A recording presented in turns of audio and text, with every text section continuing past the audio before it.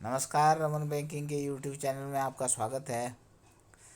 जैसा कि आप जानते हैं कि पुलिस कांस्टेबल का पेपर पहले कैंसिल हो गया था, तो आज 3 जुलाई 2022 को ये पेपर दोबारा हुआ है। तो जैसा कि हमने पहले ही बताया था कि इस बार जो पेपर होगा वो थोड़ा सा टफ होगा पिछली बार से, और ऐसा ही पेपर हमको देखने को मिला है। तो हमारे स्टूडेंट्स का इस पेपर में अच्छा परफॉर्मेंस रहा है। और आगे बात करते हैं कि इस बार क्या कट ऑफ हो सकती है पुलिस कांस्टेबल की, और कितने दिनों में ये रिज़ल्ट इसका आएगा।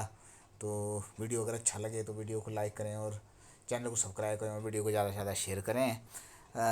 उस इम्पोर्टेंट अपडेट से जाने से पहले कुछ और इम्पोर्टेंट जानकारी है जो मैं आपको बताना चाहता हूँ। जैसा कि आप जानते हैं कि जो गवर्नमेंट ऑफ इंडिया है, उन्होंने जो नॉर्मल आर्मी भर्ती है उस पर रोक लगा दी थी, और उसके बाद उन्होंने नया प्रोजेक्ट अग्निपथ जो है लेके आए थे।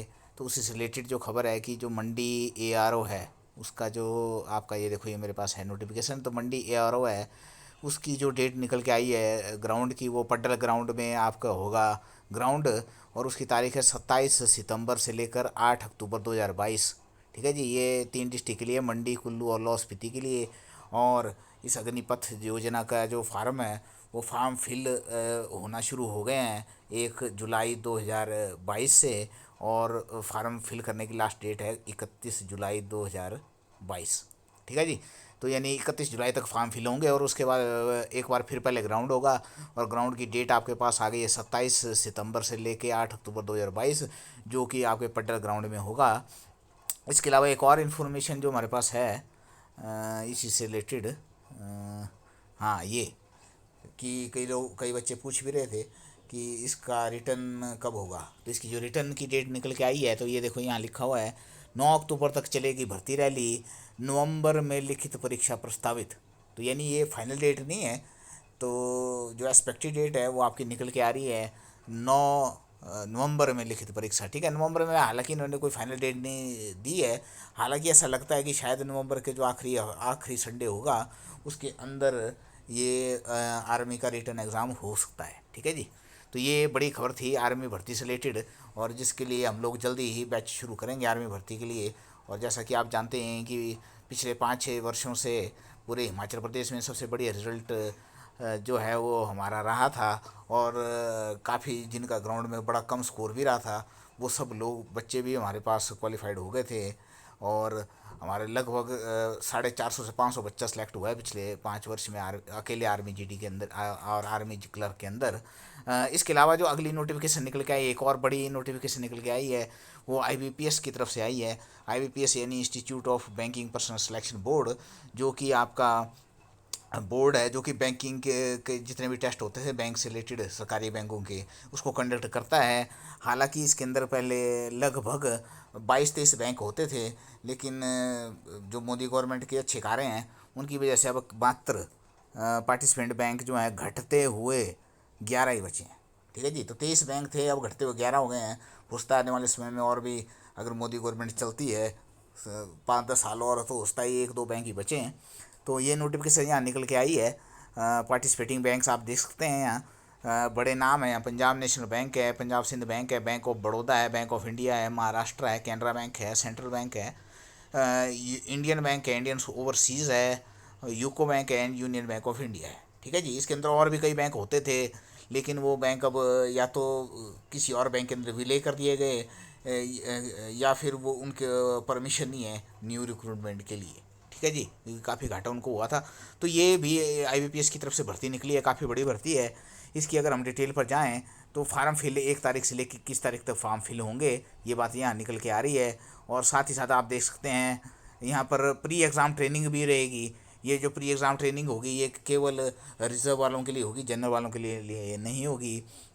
इसके बाद आगे बात करते हैं, जो प्री का एग्ज़ाम होगा वो सितंबर में आपका होगा, और रिज़ल्ट आपका जो है सितंबर अक्टूबर में आएगा। और उसके बाद मेन एग्ज़ाम जो है वो अक्टूबर 2022 में हो जाएगा। ठीक है जी। इसके लिए अगर एलिजिबिलिटी की बात करें, हाँ एलिजिबिलिटी से मुझे ध्यान आया कि वो आर्मी का मैं चीज़ बताना भूल गया था कि ये जो अग्निपथ योजना है उसके लिए जो एज लिमिट है वो इस बार के लिए बढ़ा दी गई है। तो एज लिमिट 17.5 वर्ष से लेके 23 वर्ष इसके अंदर रहेगी। और इसके अलावा जो है बच्चा जो है 45% के साथ 10वीं पास होना चाहिए आर्मी जीडी के लिए। ठीक है जी। तो वो एलिजिबिलिटी क्राइटेरिया भी उसके अंदर निकल के आया है। और अगर हम बात करें कि आईबीपीएस जो ये आपका क्लर्क है, इसके अंदर आपका क्या होगा, तो इसके अंदर आपका ऑनलाइन एग्ज़ाम होगा। सबसे पहले प्री होगा, जिसके अंदर आपके पास जो पेपर रहेगा वो 60 मिनट का होगा, जिसके अंदर इंग्लिश भाषा के 20 सवाल होंगे, 30 सवाल होंगे जिसके लिए 20 मिनट होंगे। उसके बाद न्यूमेरिकल एबिलिटी यानी मैथ के भी आपके 35 सवाल होंगे जिसके लिए 20 मिनट होगा, और रीजनिंग एबिलिटी के भी 35 सवाल होंगे जिसके लिए 20 मिनट होगा। यहाँ टोटल 100 क्वेश्चन होंगे और 100 ही नंबर के होंगे, और आपके पास 60 मिनट का समय इसके अंदर होगा। इसके अलावा 1/4 जो नेगेटिव मार्किंग होती है वो इसके अंदर होती ही है, ठीक है। और इसी तरह से उसके बाद फिर मेन एग्ज़ाम होगा जिसके अंदर वही सब्जेक्ट होंगे, यानी कि वो मैथ तो होगा ही। देखो क्वांटिटेटिव एप्लीट्यूड यहाँ लिखा है, 50 सवाल होंगे 50 नंबर के। रीजनिंग एबिलिटी के साथ कंप्यूटर होगा जहाँ 50 सवाल होंगे 60 नंबर के। इसके अलावा इंग्लिश होगी, 40 सवाल होंगे 40 नंबर के। और इसके अलावा जनरल और फाइनेंशियल अवेयरनेस यानी GK with special reference to banking 50 सवाल होंगे 50 नंबर के, ठीक है जी। समय भी दे दिया गया है। जीके फाइनेंशियल अवेयरनेस के लिए 35 मिनट है, इंग्लिश के लिए भी 35 मिनट है, रीजनिंग एबिलिटी के लिए 45 मिनट है, और क्यूटी यानी मैथ के लिए भी 45 मिनट दिया गया है। टोटल 190 सवाल है 200 नंबर के, और टोटल जो मिनट्स हैं वो है 160 मिनट यानी 2 घंटे 40 मिनट। इसमें इंटरेस्टिंग चीज़ ये है कि रीजनिंग एंड कंप्यूटर जो है 50 सवाल 60 नंबर के, ये इंपॉर्टेंट पॉइंट इसके अंदर निकल के आ रहा है, ठीक है जी। तो जैसा कि आप देख सकते हैं, इसकी मैंने डेट्स आपको यहाँ क्लियर कर दी थी कि अगस्त में इसका प्री होगा, तो इसके लिए भी हम बैच शुरू कर रहे हैं। तो रमन बैंकिंग की तरफ से army GD, army clerk, store keeper और आईबीपीएस क्लर्क के साथ साथ जियो आईटी का भी क्रैश कोर्स शुरू किया जा रहा है, ठीक है जी। तो ये तो सारी बातें हो गई आपकी आने वाले टेस्टों से संबंधित। इसके अलावा 1-2 टेस्टों की और न्यूज़ आ रही थी, परंतु अभी उनकी पुष्टि नहीं हो पाई है। अब चलते हैं एक्सपेक्टेड कट ऑफ की ओर, ठीक है जी। तो जैसा आप जानते हैं कि जो एक्सपेक्टेड कट ऑफ है इस बार थोड़ा सा कम रहने की उम्मीद है, क्योंकि पिछली बार जो जिस तरह से पेपर लीक हुआ था और उस वजह से भी थोड़ी कट ऑफ ऊपर गई थी, जैसा कि हमने पहले बताया भी था। इस बार जो एक्सपेक्टेड कट ऑफ रहेगी, कहीं ना कहीं मैं मिनिमम कट ऑफ एक बार फिर बता रहा हूँ, तो मिनिमम कट ऑफ जो जनरल ओपन के लिए रह सकती है वो तकरीबन 55 से 56, 55 से 56 नंबर हो सकते हैं। ये एक बार मैं फिर बता रहा हूँ, ये एक मिनिमम कट ऑफ होगी, ठीक है जी। मिनिमम कट ऑफ का मतलब है कि ये सबसे नीचे की कट ऑफ होगी जिसको कि अगले राउंड के लिए बुलाया जा सकता है, या थोड़ा सा एक सेफ स्कोर हो सकता है। क्योंकि जैसा हमने देखा था कि पिछली बार जब पुलिस भर्ती हुई है तो जनरल के लिए 40, जनरल और ओबीसी के लिए जिनके मार्क्स 40 से ऊपर थे उन सभी को बुला दिया गया था, और एससी और एसटी के अंदर 32 मार्क्स से ऊपर वाले को पास माना गया था। तो उस सूरत में होता है इस बार भी ऐसे ही अगर करेंगे तो 40 और 32 तो मिनिमम कट ऑफ रहेगा। लेकिन एक सेफ स्कोर की बात हम यहाँ कर रहे हैं कि जिसके नंबर 55 से 56 होते हैं सिर्फ रिटर्न के अंदर, और हाइट मिला के कुछ नंबर और बढ़ेंगे भी, तो हम वो मान रहे हैं कि शायद उसके ऐसे चांस रह सकते हैं कि उसकी फाइनल सिलेक्शन हो जाए, बशर्ते कि उसके हाइट के भी कुछ नंबर जुड़े हैं, और साथ ही साथ इंटरव्यू के अंदर भी उसके कुछ नंबर, इंटरव्यू नहीं डॉक्यूमेंटेशन के अंदर भी उसके कुछ नंबर जुड़ जाएँ, ठीक है जी। तो यहाँ पर ओपन जनरल के लिए हम जो बता रहे हैं थोड़ा सा सेफ स्कोर वो 55 से 56 यहाँ पर हो सकता है।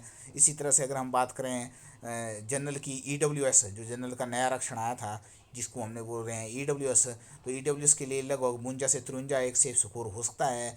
इसी तरह से अगर हम बात करें एससी की, तो एससी का जो सेफ स्कोर 51 से 52 अंक हो सकता है।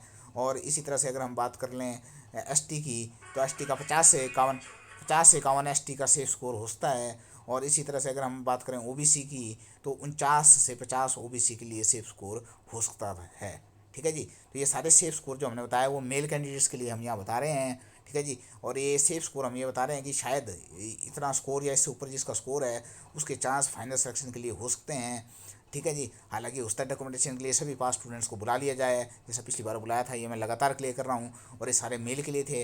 अगर हम फीमेल की बात करें तो फीमेल के अंदर जो है कंपटीशन कम है, तो इसलिए हमको ऐसा लगता है कि अगर सभी कैटेगरी के अंदर फीमेल्स में लगभग 5 से 6 नंबर जो है इससे नीचे आते हैं तो भी सेफ स्कोर हो सकता है। यानी कि अगर हम जनरल की बात करें तो लगभग 50 से 51 जो अगर लड़कियों का स्कोर आता है तो मे भी उनके चांस रह सकते हैं अच्छे।